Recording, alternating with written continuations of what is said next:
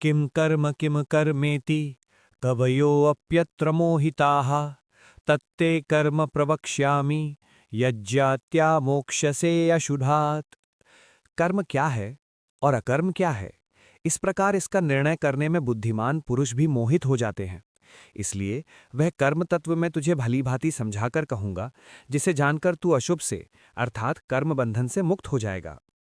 कर्मणो अपि बोद्धव्यम बोद्धव्यम च विकर्मणः अकर्मणश्च बोधच्चे गहना कर्मणो गतिः।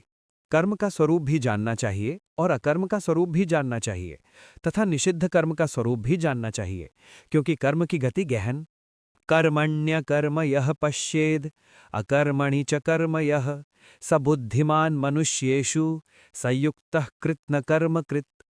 जो मनुष्य कर्म में अकर्म देखता है और जो अकर्म में कर्म देखता है, वह मनुष्यों में बुद्धिमान है, और यही योगी समस्त कर्मों को करने वाला है। यस्य सर्वे समारंभाः काम संकल्पवर्जिताः ज्ञानाग्निदग्ध कर्माणं तमाहुर्पंडितं बुधाः। जिसके संपूर्ण शास्त्र सम्मत कर्म बिना कामना और संकल्प के होते हैं तथा जिसके समस्त कर्म ज्ञान रूप अग्नि के द्वारा भस्म हो गए हैं, उस महापुरुष को ज्ञानी जन भी पंडित कहते हैं। त्यक्त्वा कर्म फला संगम नित्य तृप्तो निराश्रयः कर्मण्यभिप्रवृत्तोऽपि नैव किंचित करोति सः। जो पुरुष समस्त कर्मों में और उनके फल में आसक्ति का सर्वथा त्याग करके संसार के आश्रय से रहित हो गया है और परमात्मा में नित्य तृप्त है, वह कर्मों में भली भांति बरतता हुआ भी वास्तव में कुछ भी नहीं करता। निराशीर्य यतचित्तात्मा त्यक्त सर्व परिग्रहः शारीरम केवलम कर्म कुर्वन्नाप्नोति किल्विषम्। जिसका अंतःकरण और इंद्रियों के सहित शरीर जीता हुआ है और जिसने समस्त भोगों की सामग्री का परित्याग कर दिया है, ऐसा आशा रहित पुरुष केवल शरीर संबंधी कर्म करता हुआ भी पाप को नहीं प्राप्त होता। यदृच्छा लाभ संतुष्टो द्वंद्वातीतो विमत्सरः समः सिद्धौ व सिद्धौ च कृत्वापि न निबध्यते।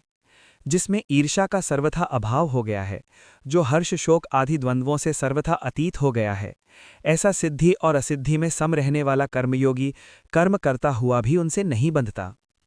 गतसंगस्य मुक्तस्य ज्ञानावस्थितचेतसः यज्ञायाचरतः कर्म समग्र प्रविलीयते।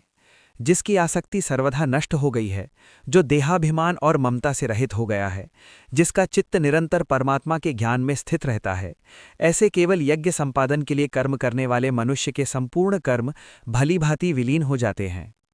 ब्रह्मार्पणं ब्रह्म हविर् ब्रह्माग्नौ ब्रह्मणाहुतं ब्रह्मैवतेन गंतव्यम ब्रह्म कर्म समाधिना। जिस यज्ञ में अर्पण अर्थात श्रुवा आदि भी ब्रह्म हैं और हवन किए जाने योग्य द्रव्य भी ब्रह्म है तथा ब्रह्मरूप कर्ता के द्वारा ब्रह्मरूप अग्नि में आहुति देना रूप क्रिया भी ब्रह्म है, उस ब्रह्म कर्म में स्थित रहने वाले योगी द्वारा प्राप्त किए जाने योग्य फल भी ब्रह्म ही है। दैवमेवा परे यज्ञं योगिनः पर्युपासते ब्रह्माग्नौ व परे यज्ञं यज्ञेनैवोपजुह्वति।